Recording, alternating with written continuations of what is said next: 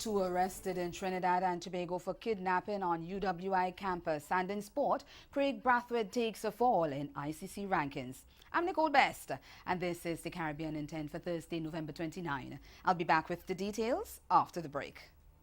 Barbados, a gift to you. The stars are coming. Hennessy and FAS 7-Star present Hennessy Artistry. Saturday, December 1st, Kensington Oval. Doors open at 7, showtime 9 p.m. Trey Songs. 2 Mile Hill. Luciano. Romaine Virgo. Popcorn. And Shabba Ranks. Hennessy Artistry. Saturday, December 1st. Kensington Oval. The 10th anniversary. Hennessy. Never stop. Never settle. Drink responsibly.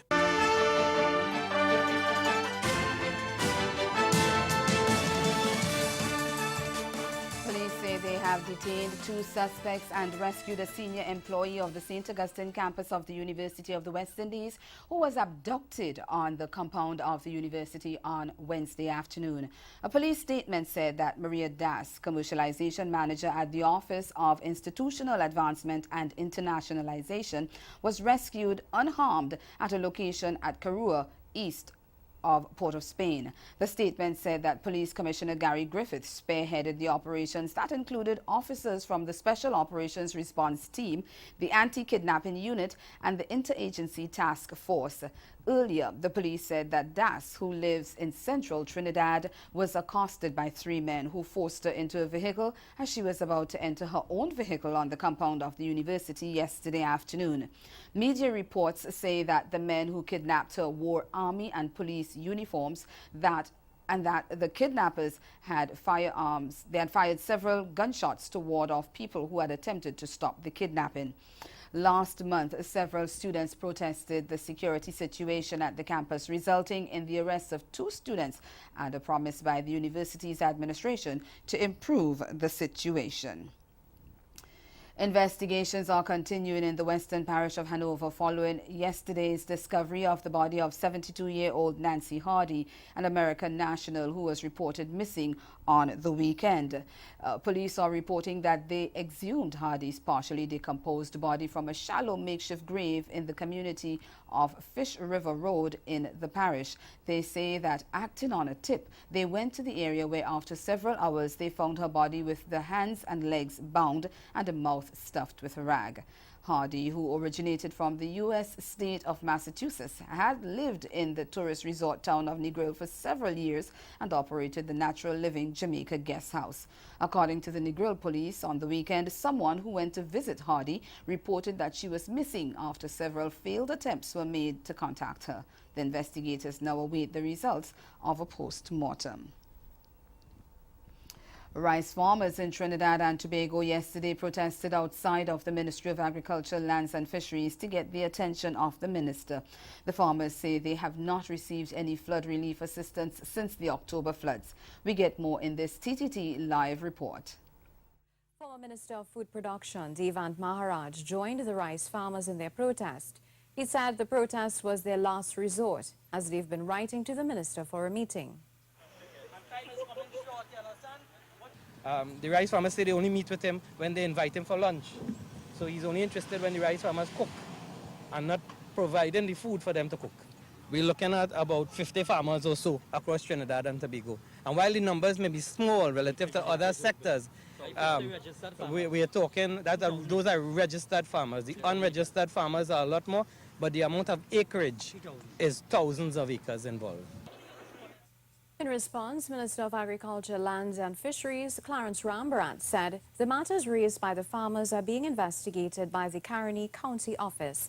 Minister Rambarat said following the October 2018 flooding, the ministry's Caroni office conducted visits to affected farmers and have been receiving flood assistance claims. He said claims submitted by certain rice farmers have been questioned by the officers and added that none of these inflated claims will be submitted for consideration for flood damage assistance.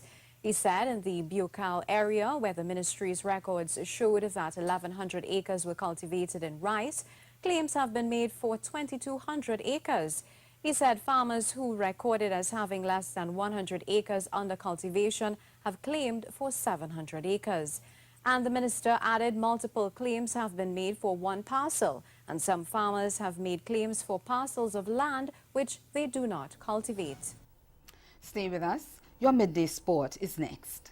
We're going to turn it up a notch. Hennessy and FAS 7-Star present Hennessy Artistry on the Beach, Sunday, December 2nd. Daiquiri Beach. Performing live, Spice, Sham, Rankin King, Mole,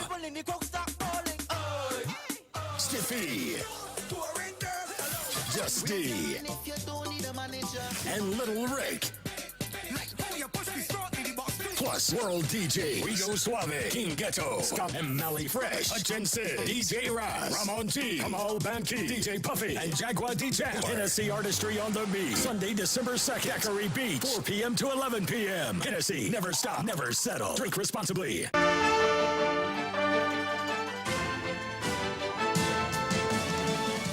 Stand-in West Indies captain Craig Brathwaite has taken a heavy blow in the latest ICC Test rankings announced on Wednesday.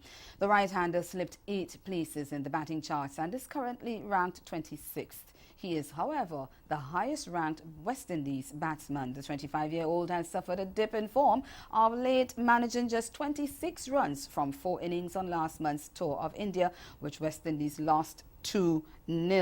Teammate Roston Chase also slipped in the rankings to 37th, while Shea Hope slid to 47th after making 1 and 3 in Chittagong. However, there was some good news as wicketkeeper Shane Dowich, who hit an unbeaten 63 in the first test, jumped 7 spots to 58th.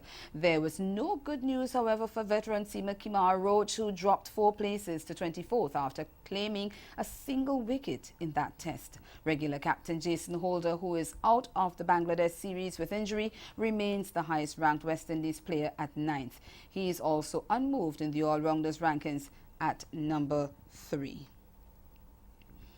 Baton all-rounder Nicholas Curtin was poised to make his first-class debut after being named in Barbados Pride's 13-man squad for their opening round match of the regional 4-day championship against Leeward Islands Hurricanes next week.